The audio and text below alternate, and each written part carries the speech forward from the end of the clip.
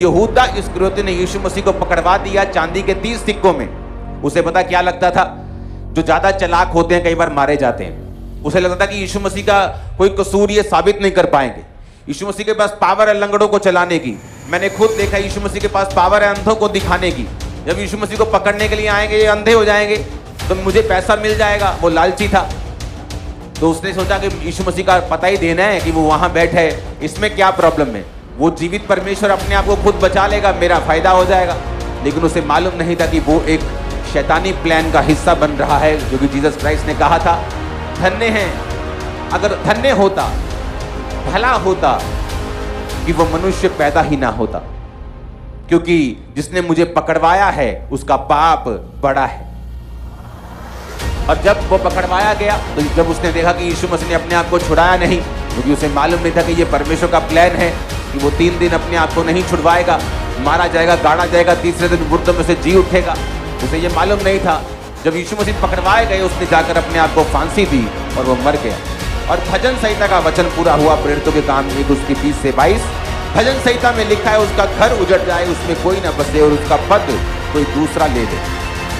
ये वचन पतरस ने पढ़ा, क्योंकि हुआ क्या, जब यहूदा इस्करियोती मर गया तो चेले 12 के 11 रह गए। तो उन्होंने सोचा जो परमेश्वर ने इस्टेब्लिश किया है उसको हम तोड़ेंगे नहीं। अगर चेले 12 चुने थे तो हम उससे 12 ही रखेंगे।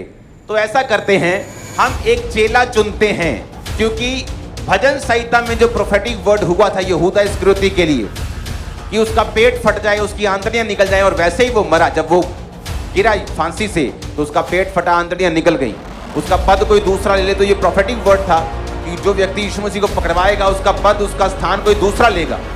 तो पतरस ने कहा कि अब इसलिए जितने दिन तक प्रभु यीशु हमारे साथ आते जाते रहे, अर्थात यूहन्ना के बपतिस्मे से लेकर उसके हमारे पास से उठाए जाने तक जो लोग हमारे साथ बराबर आते जाते रहे, उचित है उनमें से एक व्यक्ति हमारे साथ जो उसके जी उठने का गवाह हो जाए। अब पतरस ने क्या कहा, उसने कहा कि अब ऐसा करो, एक चेला चुनते हैं और वो चेला जो होगा हमारे साथ परमेश्वर के जी उठने का गवाह होगा। पर उस चेले की काबिलियत क्या होनी चाहिए? उसने कहा जितने दिन तक प्रभु यीशु मसीह हमारे साथ रहे, यूहन्ना के बपतिस्मे से लेकर उठाए जाने तक, यानी जीवित उठाए जाने तक, जो लोग बराबर हमारे साथ रहे। उसने ये नहीं कहा कि तुम में से जो सबसे ज्यादा जो स्पिरिचुअल है, जो आंखें बंद करके प्रार्थना करता है, जिसने 120 रोजे रखे हुए। उसने कहा जितने लोग, जब जीसस क्राइस्ट का बैप्टिज्म हुआ तब से लेके जब जीसस क्राइस्ट पहाड़ में से उठाए गए, वो 500 लोग वहां थे, तब तक जो लोग हमारे साथ बराबर रहे हैं, थिक एंड थिन में, सताव में, विरोध में, दुखों में, सुखों में, बीमारी में, चंगाई में, बरकत में, घटी में, जो लोग हमारे साथ रहे हैं।